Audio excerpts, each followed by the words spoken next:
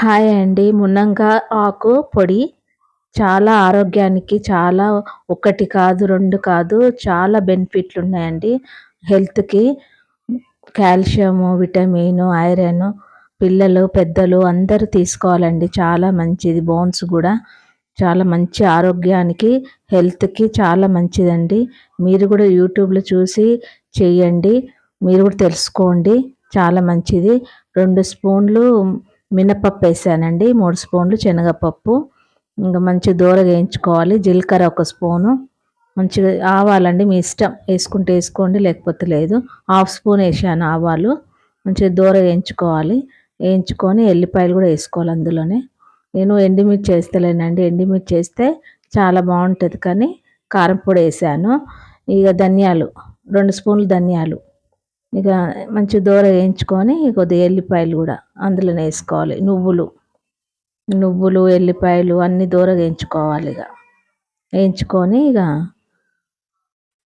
ఇక అది కూడా పొడి కూడా వేయించుకోవాలండి. ఆకు మంచిగా కడిగి ఆరబెట్టుకోవాలి. మునంగాకు మంచి కడిగి ఆరబెట్టుకోవాలి. చింతపండు అండి, వాటర్లో వేయకూడదు, అలాగనే తీసి వేడి చేయాలి. తడిపోయేంత వరకు మంచిగా వేడి చేసుకోవాలి, అంతే. కలుపుకోవాలి. ఇక నెయ్యి వేసానండి, ఆయిల్ కాదు, నెయ్యి వేసి వేయించాను. కరివేపాకు, మంచి కరివేపాకు కూడా మంచి దోరగా వేగాలి. దాంట్లోనే నేను కడిగి మంచిగా 2 రోజులండి క్లాత్ మీద ఆరబెట్టేసినాను. మంచిగా ఆరిపోయింది చూడండి. చాలా మంచిదండి హెల్త్కి. ఎన్నో రకాలు, ఎన్నో విటమిన్స్ అండి, ఎన్ని కాల్షియము, ఐరను చాలా బెనిఫిట్ ఉందండి. ఇది తీసుకోవాలండి. పిల్లలు, పెద్దవాళ్ళు అందరికీ తీసుకోవాలి. చాలా మంచిదండి ఆరోగ్యానికి. కొద్ది బెల్లము, ఉప్పు 1 కప్పు వేసానండి, సగం కప్పు ఉప్పు, బెల్లము, చింతపండు, ఇంగువ కూడా పొడి వేసానండి. కొద్ది బెల్లం కూడా వేసుకోవాలి, చాలా బాగుంటుంది టేస్ట్. ఇంగువ పొడి వేసుకోవాలి.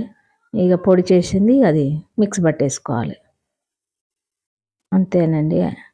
కొద్ది మంచిగా అన్నం, వేడి వేడి అన్నం ఇంత పొడి వేసుకొని కొద్ది నెయ్యి వేసుకొని తింటే సూపర్ అండి. టేస్ట్ బాగుంటుంది. మనం కారం తక్కువ, ఉప్పు తక్కువ కలుపుకోవచ్చు అండి. కొద్ది కారము తక్కువ అనిపించింది, వేసాను. ఇక ఎండుమిర్చి వేస్తే ఇంకా బాగుంటుందండి, నేను వేయలేదు.